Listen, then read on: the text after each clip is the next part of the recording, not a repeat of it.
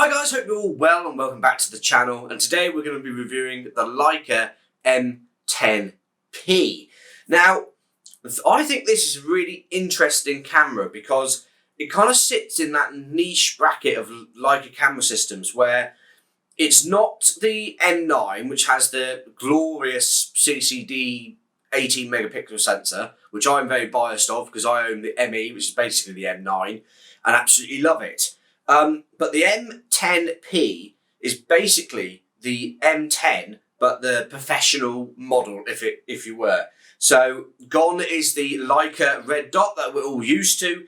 In fact, it is replaced removed, should I say, and put in for the rangefinder adjustment, which is easier. You get the lovely Leica branding on top with the Leica camera.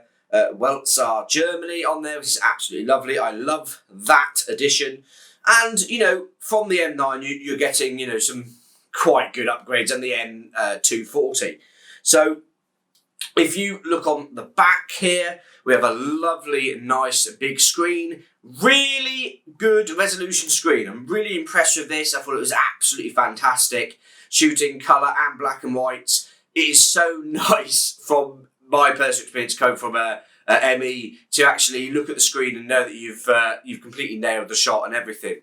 I shoot my ME in a very film-like way, in the sense of I take the photo, it comes up for a second just so I can just basically do composition, and that's it. I just rely on my eye and hopefully it's in focus. But with the M10 and a series, it has live view, which is absolutely excellent. So if I turn the camera on here, it starts up really quick. It's absolutely fantastic. And on the back, you have live view, you have play, and you have a menu button. So we are currently in the live view at the moment. So if I do this, you can actually see my face in black and white. And what I love about this feature is that you can actually see colour or black and white straight away in the preview, which is brilliant, because I know there's some of us that, especially me, I shoot DNG plus JPEG. The DNGs, obviously, are the complete raw file, has all the colour information in it. They're absolutely fantastic to work with. But I also set my JPEGs to monochrome setting. That way I can look through and quickly check the JPEGs on the monochrome ones, and if I like them, and then I can either grab the JPEG straight away or go and put that DNG into, or RAW, should I say, into Photoshop and do the camera raw settings myself. So it's quite a nice, nifty way. That's a little tip for you guys there, for anyone who likes black and white but also wants the colour one as well. But with this, it's absolutely fantastic. It does it in the complete orientation of what you are looking at, which is absolutely brilliant. And like I said, if you've got this is the 24 Summilux on this lens at the moment, and because the Leicas only go to a 28 frame line, this live view feature becomes an absolute necessity when you're trying to frame up some shots and various bits and pieces like that.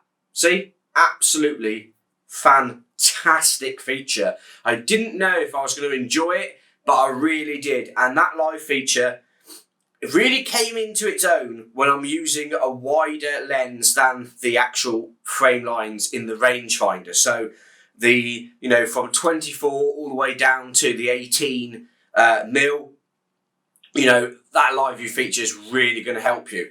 Another great feature about this live view, if I show you this, yeah, right, we're in focus. When I go and move the focus tab, it goes to 100% focus. Now, obviously, I'm really close and you can't really, demonstrate that too well. But you can change your aperture, and as soon as you hit the focus button, it will do 100% magnification. Now, that is absolutely fantastic. If you're trying to do some, like street work, and you've got your overall composition, and you're just waiting for someone to walk into the frame, that's fantastic. Basically landscape work as well. Just, it's extremely useful, and I was really impressed by it.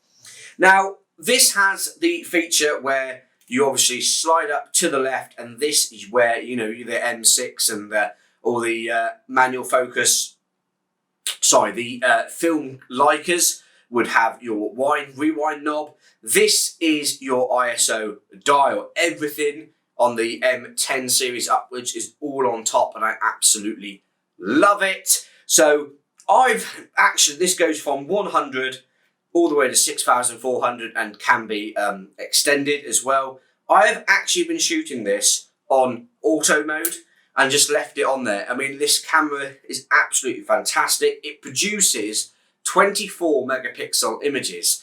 Now, when you're looking at the M11 that's doing 60, or the M10R, which I absolutely love that camera, I love the M10R.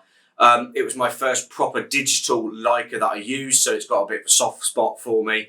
I think that's 40 or 45 megapixels. 24 is not a small number now.